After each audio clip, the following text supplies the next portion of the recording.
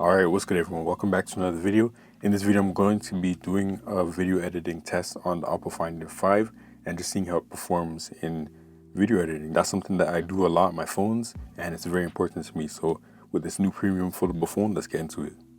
So the app that I use is LumaFusion. You can find it on the Play Store or in the App Store. Yeah, I'm going to start the timer and let's go to videos and import the video to the timeline. I'm just going to adjust my project settings to 16:9. Now to start, I'm going to chop up the video so that it displays the proper waveforms. This is just something you have to do with LumaFusion if you want to edit audio properly. So we'll just do that. Bam, bam, bam. Okay, it looks good. Actually, hold up. First, I actually need to rotate the video. Okay, there we go. So now I'm going to chop it up, like I said. So bam, bam, bam, bam. And you can see the waveform change to be more accurate. So that's what I need. Now let's get into it. So first things first, you see these empty spaces right here. That's mainly what I'm editing and trying to cut out in videos like this where I'm just talking already right off the bat. I know I can just get rid of that space. But let me just listen to the audio. Alright, so after alright everyone. Welcome back to another video. In this video I'm going to cut here, cut it down. Boom. Alright, what's good everyone? Welcome back to another video. In this video I'm going to quickly compare multitasking between the Oppo Find 5 and the Samsung Galaxy Z Fold 6.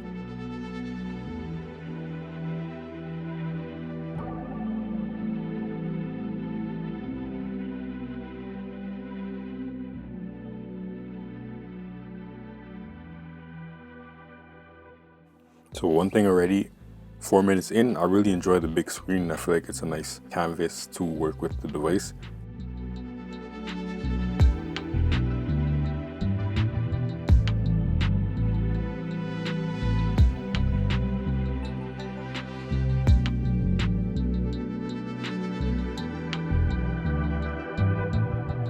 Alright, so 10 minutes in, it's still running pretty smooth. I haven't really experienced any glitches.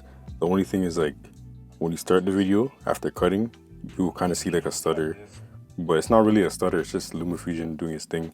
So it's been pretty flawless so far, 10 minutes in, so hopefully it stays like that. Look, this is toys. This is.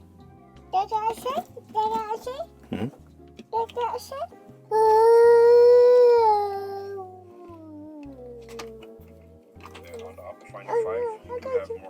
It's for the sound. When I'm talking, look, when I'm talking, the foam is taking the noise, my voice, and it's making it quieter.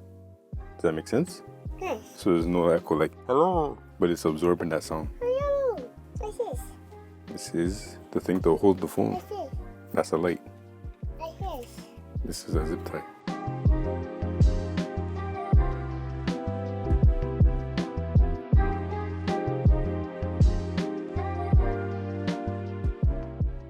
Alright, so 27 minutes in and it is starting to stutter and lag as I try to pause and play and also cut the video clip. Still not unbearable, but it definitely is stuttering 27 minutes in.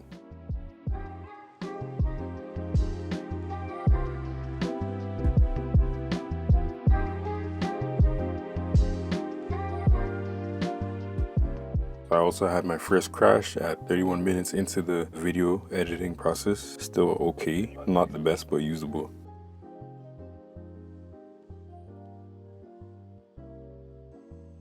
Alright, so that's it. 33 minutes for the main edit. It's not a bad experience. You could definitely feel it starting to get choppy and laggy and like glitch as you press play.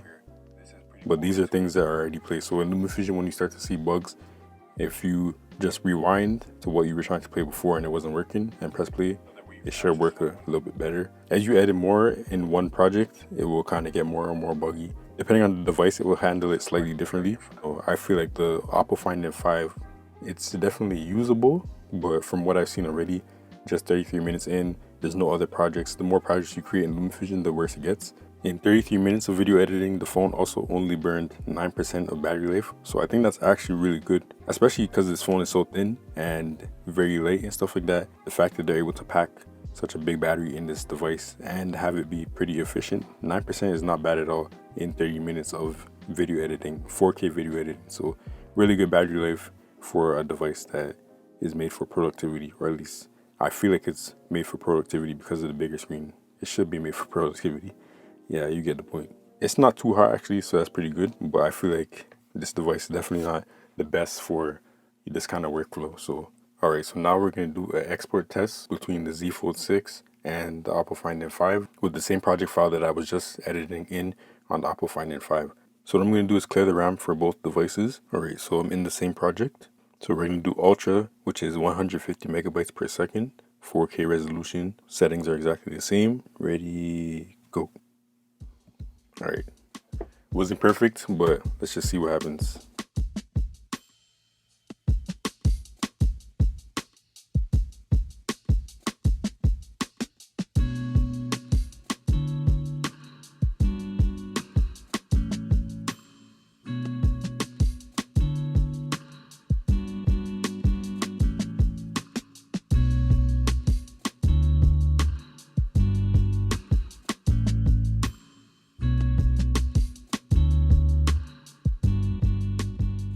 So the Z Fold 6 exported this 10-minute 4K clip in 4 minutes and 10 seconds, maybe a little bit less than that. And the Oppo Find N5 is still going. At the beginning, I thought the Oppo Find N5 was doing way better than the Z Fold 6, but then the Z Fold 6 just pulled through and destroyed it. And I think that has to do with the thermals and the thermal throttling. Let's check the temperature of the Z Fold 6. And the hottest point of the phone is around 40 degrees Celsius. So we will see what the Oppo Find N5 reads after it's done.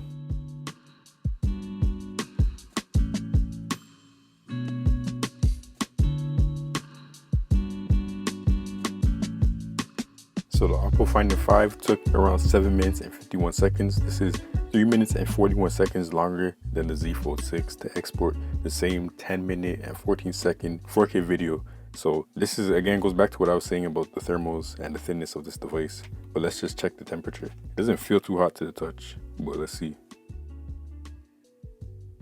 So it's actually cooler than the Z Fold 6. This could be due to the fact that it's heavily throttling itself to stay cool so that it doesn't destroy the internal components, because look at how thin this is. There's not a lot of room for heat dissipation. Yeah, I don't know, man. This has a newer chip, supposed to be a faster processor, but then the Z Fold 6, which came out last year, is still defeating the Oppo Find N5. And obviously normal slab phones will have better performance as well, or at least they should. The S25 Ultra is probably the best Android phone that I've had in terms of video editing, but I've had like gaming phones like the Asus ROG Phone 9 Pro. That one, you would expect it to be really good at video editing because it's made for gaming, has good thermals and stuff like that, but that phone was terrible with video editing. So the power is not necessarily the determinant factor, I think, for video editing. It's honestly the optimization of the operating system and the thermals and just like everything. I don't understand why LumaFusion works well on some devices and it doesn't on other devices. But yeah, this is not bad. Out of all the devices I've tried, this is still very usable. It's just not the best, and even not better than the Z Fold 6, which came out last year. Since the screen on the outside is a little bit bigger than the Z Fold 6, you can video edit on the outside a little bit more comfortably if you're editing like that. And even like this. This is how you would probably edit on a normal slab phone. So it's kind of comparable to that. Let me know your thoughts in the comments below. Yeah, stay tuned for more videos. We out. Peace.